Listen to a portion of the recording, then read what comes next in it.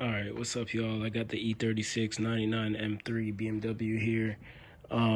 So I've seen a lot of people doing videos on taking apart the cooling system, but not many people doing videos on putting it back together. Maybe because it's self-explanatory that you just do the reverse of what you did to put it back.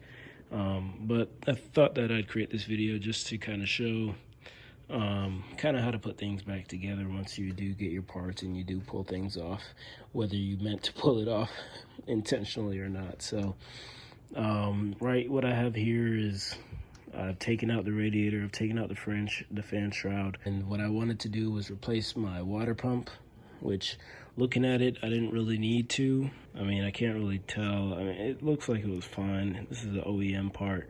I just never changed it in the past 6 years that I've had the car, so decided, why not? But the real reason that I'm down here is because I was leaking coolant pretty bad, all the way down to the ground, from somewhere up here, and the car was steaming, and it wasn't from the radiator, but you can kind of see below the thermostat housing. Let me get a better lighting here.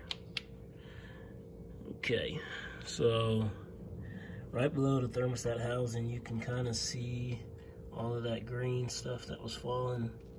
Oh, and this is an even better view. So here you can kind of see along that, all the green stuff coming out of my thermostat housing. And that. So I just want to change the water pump just because I'm already taking off the belts and stuff. I've taken off the serpentine belt, and the reason it is hanging is because I got to take off the AC belt there as well. I got a Continental from, it's like a Porsche brand, apparently Porsche, and it's the same belt, so brand new Continental belt. And then I have an AC belt as well that I'm gonna replace this with. So just stay tuned. It's kind of tough recording this with one hand, but which is why I haven't put up videos in a while, because I'll record putting this back together as much as I can. If you guys have any questions, of course you can always put it in the chat or in the comments. So stay tuned. Once you've gotten the radiator, the reservoir, the fan shroud, all of the fan clutch, which was one of the more interesting tasks because I had to order this fan clutch tool. It looks like this. So this is a 32 millimeter. It goes around. Yep, it goes here, and then you just kind of, it's reverse thread. So instead of turning it to the left, you want to turn it to the right, and it just spins off that way, and it comes right off. So sometimes it's a bit frozen depending on how long ago you've taken off the fan clutch, which I'm assuming would be a long time since it's not something that you just take off and on pretty often. So now what I want to do is take off the thermostat, which is in here. This is the thermostat housing, and the thermostat is inside. So the way I'm going to go about doing that is I have my 3/8 drive ratchet here with a millimeter. You got one bolt here, and there are 3 other bolts on here. One to the left of it right here, and then you got 2 underneath as well. So I'm just gonna work with this 13 here first.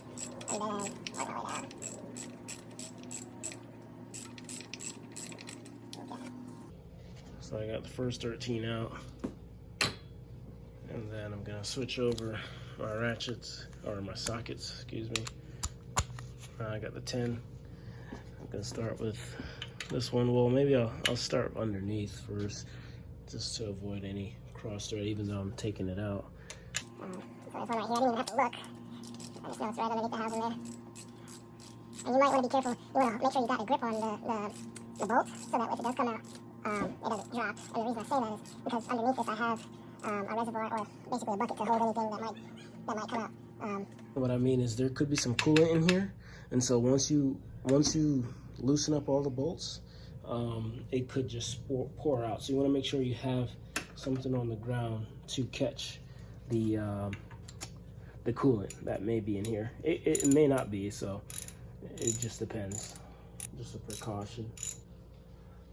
All right, so I'm working on the second one here on the bottom, And as I'm loosening it, coolant is already starting to drip out. So like I said, make sure you have that catch basin underneath. So I got the two 10 millimeters from underneath, and I got this one 10 millimeter left on the top here that I saved for last. Yeah, I really just hope it's just a thermostat housing and that nothing was kind of eroded or cracked on the body, because I don't know what I would do. I know sometimes to get this to really come off, you have to loosen this bolt here as well, because this bracket goes down and it kind of holds one of the bolts, or it covers some portion of the thermostat housing. I'll show you guys in a second once I get this one off.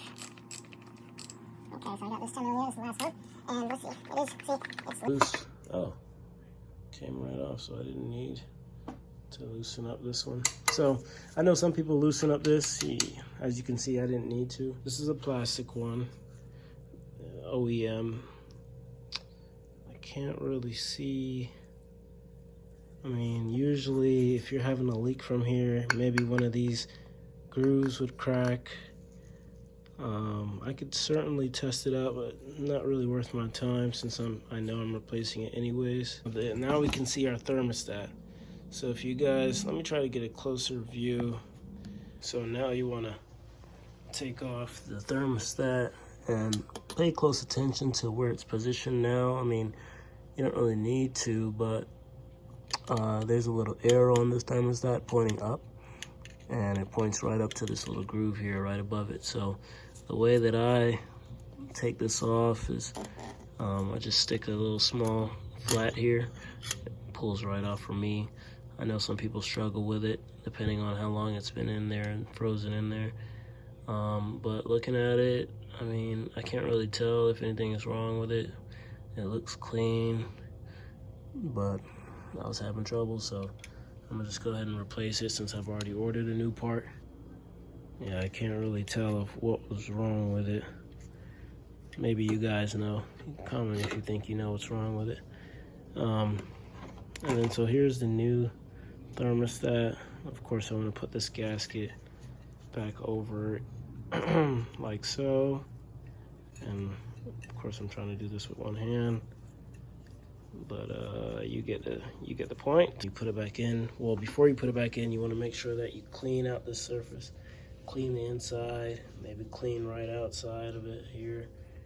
And just make sure it's clean before you put your new one in. And when you put your new one in, you want the arrow, like I said, to be pointing upwards, right into that groove, okay? All right, y'all, so I went ahead and upgraded my thermostat housing to aluminum. Went from plastic to aluminum. Here's a new aluminum one from Euro Parts. Came with the gasket already in it. The first thing I'm gonna do is get some gasket maker and put it on this gasket here before I put it back on the housing, or put it back onto the block. And so got this little gasket maker here, ultra black. Don't think it matters which gasket maker you use as long as it's gasket maker. And I'm just gonna put some, if I can get it to come out. Alright, cool. So I went and got something to poke a hole in, so I got some more flow here. Just around the edges. That should be good. I mean, I'm not gonna kill it like I said. Here, maybe I'll put a little more. I'll make sure that's all around. Okay. Maybe a little bit on the side as well. Cool. Alright, so now, again, you want to make sure that your thermostat is in with the arrow pointing up. And then I'll go in with this on top. Alright, so guys, I really could not record this part with one hand, but this is the AC belt, the AC compressor right here. And so what I went ahead and did, I didn't need to, but I took off the old belt. And the way that you do that, let me try to pivot this phone here. So the way that you want to take off this belt, and I'll just show you guys because, I mean, it's not hard, but it's just annoying. You want to get a 8mm hex. I just use the hex, and what it does is once you turn it, you can push down on it, and the tensioner will release. and this will come right off. But I don't want to take it off because I already got it in groove right now. And I've already taken it off like 3 times, so I just made sure that it's grooved. The tension is back there. I also took off the serpentine belt just because, you know, it's better to do them both at the same time. So I took this one off. Same thing here.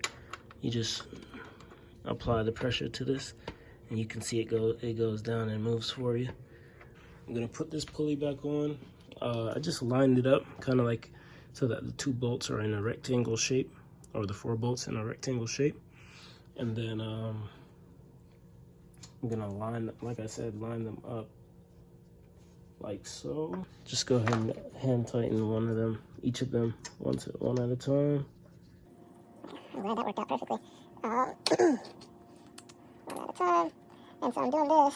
And then I'll be able to put on the belt, the serpentine belt, or serpentine, depending on how you pronounce it. I'm gonna use a 1/4 inch 10mm because I'm afraid to tighten it too tight. You really don't want to tighten it tight because it's plastic, man, and if you crack this, oh my gosh, what a nightmare. I can't imagine cracking this. Comment below if you ever cracked this before. That's must have been in pain. Okay, so those 4 are back. The pulley is back intact. Now I'm gonna work on getting this belt back to where it needs to be. So, and please make sure you remember how to put this belt back on, because it is kind of like as you can see, so much going on. It's kind of a little trick to it. I got the belt where I want it. It goes around there, comes up across here onto your alternator, and it goes under this one, and it goes above this pulley here.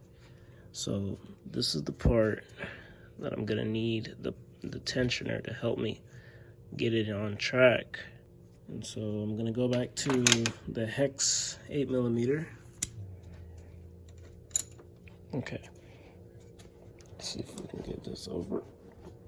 All right, guys, we are back after a few days, and man, let me tell you, I had a struggle. If you remember, I was trying to get this belt back on with the tensioner, and for some reason, no matter how much I compressed the tensioner, I just couldn't get enough room to get the belt back on. So I didn't take a week off, but I was waiting for a week for these parts to come back in. And so what I did was I changed this tensioner assembly, the entire thing. The old one was like this in there, and so I pulled this one off. And then so the car just had this. Realized that I need to take this one out so that this entire assembly could come off, and then put the new one on. So that's what you see there.